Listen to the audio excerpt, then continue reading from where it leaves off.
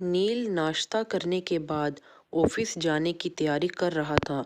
आज उसे थोड़ी देर हो गई थी, तो वह जल्दी जल्दी अपनी शर्ट के बटन लगा रहा था। तभी उसे बाहर माँ की आवाज़ सुनाई थी। उसकी माँ बहू को कह रही थी, अरे बहू, आज यह एक गिलास ज़्यादा दूध किसके लिए गर्म कर दिया है तुमने? दूध का पैकेट तो एक ही आता है ना। फिर यह एक गिलास और दूध कहाँ से आया? उसकी पत्नी रम्या कहने लगी, मम्मी जी, मुझे डॉक्टर ने ना दूध के साथ यह पाउडर घोलकर पीने के लिए दिया है, तो आज से 2 पैकेट दूध आ रहा है घर में। यह सुनकर सास कहने लगी, अरे तुम कोई अनोखी माँ नहीं बनने वाली हो। जब से तुम माँ बनने वाली हो, तब से मैं देख रही हूँ कि तुम्हारे नखरे कुछ ज़्यादा ही बढ़ गए हैं। अभी परसों ही शाम को तुमने नील से कहकर गोलगप्पे मंगवाए थे। एक तो वैसे ही आजकल डॉक्टर की फीस इतनी ज़्यादा है, दवाइयाँ भी बहुत महंगी हो गई है। ऊपर से यह लोग बार बार चेकअप करने के लिए भी बुलाते रहते हैं। मेरे बेटे का खर्च कितना ज़्यादा बढ़ गया है, और अब तुम यह दूध का एक्स्ट्रा खर्च भी करवाना चाहती हो। कभी तुम्हें फल खाना होता है, कभी तुम ज़्यादा सब्जी लेकर खा लेती हो। अरे तुम्हारा पेट तो दाल भात और चटनी से भी भर जाएगा। बहू, बच्चे मैंने भी पैदा किए हैं। हमें तो भाई कभी दूध नहीं मिला। डॉक्टर ने जो पाउडर दूध में घोलकर पीने के लिए दिया है, उसे गर्म पानी में घोलकर पी लो। नील भी कमरे के भीतर से यह सब सुन रहा था। उसकी माँ हमेशा बहू के खाने पीने पर कुछ न कुछ सुना ही देती थी, लेकिन अब रम्या जो है वो प्रेग्नेंट थी, तो नील को ये सब सुनकर बिल्कुल भी अच्छा नहीं लगा। तब वह यह सब सुनकर हैरान रह गया था। वैसे भी घर का सारा खर्च वही संभाल रहा था। हालांकि माँ को पेंशन मिलती थी, लेकिन माँ अपनी पेंशन के सारे रुपए अपने ऊपर ही खर्च किया करती थी। फिर भी उसकी माँ कह रही थी कि उसकी पत्नी को केवल दाल भात और चटनी से काम चला लेना चाहिए, और उसे दूध नहीं मिलेगा। यह सब सुनकर उसका चेहरा गुस्से से तमतमा उठा था। वह तुरंत ही कमरे से निकलकर बाहर आया और कहने लगा, माँ, घर का राशन पानी मैं भरवाता हूँ, तो मेरी पत्नी ठीक से खाना क्यों नहीं खा सकती है? पहले वह दूध नहीं पी रही थी, क्योंकि उसे दूध पीना पसंद नहीं था, लेकिन अब उसे दूध के साथ दवाई लेनी है, तो उसे भी दूध पीना पड़ेगा ना। उसकी माँ गुस्से से कहने लगी, देख बेटा, अगर तुझे पत्नी की तरफदारी ही करनी है, तो तू अपनी गृहस्थी अलग कर ले और मेरे घर से निकल जा। फिर इसे महारानी बनाकर रख, जितना चाहे खिला पिला। अरे जब घर का किराया भी भरना पड़ेगा, तब तुझे समझ में आएगा कि महंगाई कितनी बढ़ गई है। ऐसे में मैं देखूंगी कि तू अपनी पत्नी को क्या क्या खिला सकता है। यह सब सुनकर नील हैरान रह गया कि उसकी माँ एक छोटी सी बात के लिए उसे अपने घर की धोस दे रही है। फिर माँ को सबक सिखाने के लिए उसने कहा, ठीक है माँ, अगर आप यही चाहती हैं कि इतनी छोटी सी बात पर मैं अपनी गृहस्थी अलग कर लूँ, तो फिर यही ठीक है। अगर आप चाहती हो कि हम यह घर छोड़कर चले जाएं, तो ठीक है, मैं चला जाऊंगा। लेकिन मैं ऐसा हरगिज़ भी नहीं करना चाहता था। मैंने सोचा था कि मैं अपनी पत्नी के साथ मिलकर आपका खूब अच्छे से ध्यान रखूंगा, आपकी सेवा करूंगा, लेकिन आपको अपने मकान का अहंकार हो गया है। आपको क्या लगता है कि आपके अकाउंट में रुपए रहेंगे, आपका घर रहेगा, तो बुढ़ापे में आपको किसी की भी ज़रूरत नहीं पड़ेगी। आप एक बार अच्छे से सोच समझकर फैसला कर लो माँ, क्योंकि एक बार अगर मेरे कदम घर से बाहर निकल गए, तो मैं फिर वापस लौट कर नहीं आऊँगा।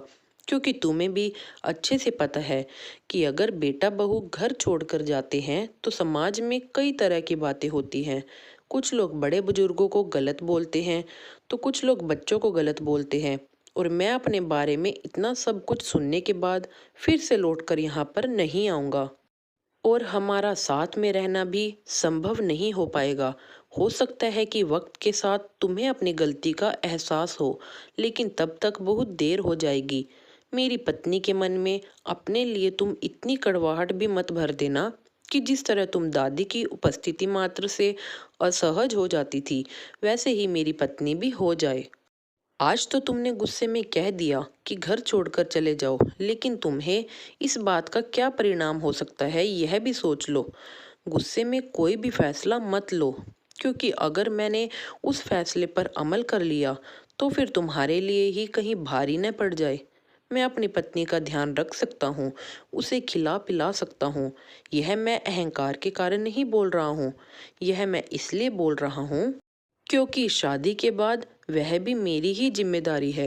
अरे वह माँ बनने वाली है, आप दादी बनने वाली हो। जब से हमारी शादी हुई है तब से आप पीछे पड़ी हुई थी कि बहू खुशखबरी कब सुनाओगी, और जब वह खुशखबरी सुना रही है तो आप उसकी ज़िंदगी में इतने दुख क्यों भर रही हैं। हमारे घर में किस चीज़ की कमी है जो आपने उसे एक गिलास दूध के लिए इतना कुछ कह सुनाया। मैं मानता हूँ कि हर तरह से समर्थ हूँ, मैं सब कुछ हासिल कर सकता हूँ, खुद की मेहनत पर हर एक काम कर सकता हूँ। उस मेहनत से दुनिया की हर सुख सुविधा अपने और अपने बीवी बच्चे के लिए जुटा सकता हूँ। लेकिन माँ, मैं चाहे कितना भी कमा लूँ, माँ का प्यार हासिल नहीं कर सकता ना। तुम यह सब क्यों कर रही हो? हमारा परिवार टूट जाएगा, मुझे बिल्कुल भी अच्छा नहीं लगेगा। पापा के बाद केवल तुम ही तो मेरी बुजुर्ग हो। कहते कहते वह फफक फफक कर रो पड़ा। गुस्से में उसने भी कह दिया था कि मैं घर छोड़कर चला जाऊंगा, लेकिन उसके लिए भी उस माँ को छोड़ना इतना आसान थोड़ी ना था, जिसके आंचल में खेलकर वह बड़ा हुआ था, जिसके हाथों से निवाला खा खा कर वह खुश हो जाया करता था, जिसके साथ खेलकर उसका समय कब बीत जाता था उसे पता ही नहीं चलता था। बचपन से उसने भी तो एक सपना देखा था कि वह बड़ा होकर अपनी माँ का ध्यान रखेगा। अब नील की माँ की आंखें भी थोड़ी नम हो गई थी। नील की आंखों से आंसू बहने लगे थे। उधर रम्या की आंखों के कोर भी गीले हो चले थे। नील ने अपने आंसुओं को पोंछते हुए कहा, माँ, मेरे उस सपना का क्या होगा जहाँ मैंने देखा था कि अपनी माँ का खूब ध्यान रखूंगा। क्या माँ की सेवा करने के लिए बीवी को रुलाना जरूरी होता है?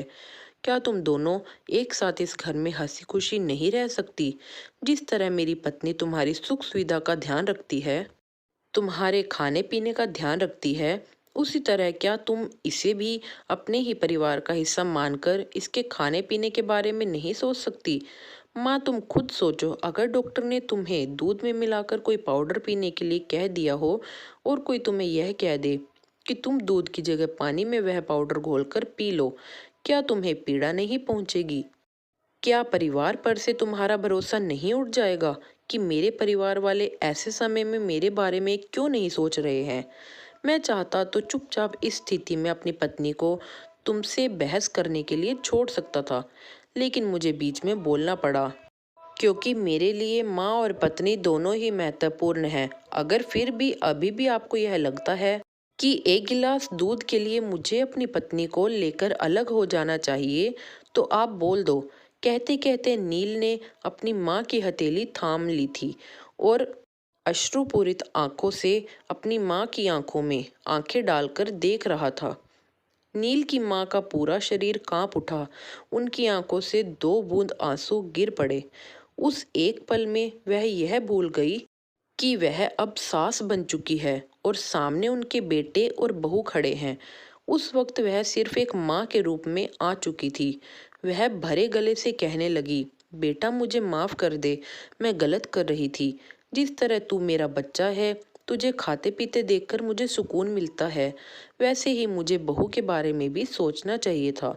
लेकिन सास बनते ही पता नहीं मुझे क्या हो गया था कि मैं बहू के सुख चैन के पीछे हाथ धोकर पड़ गई थी। मुझे लगता था कि बहू बेकार में खा पीकर राशन बर्बाद कर रही है, लेकिन ऐसा बिल्कुल भी नहीं है।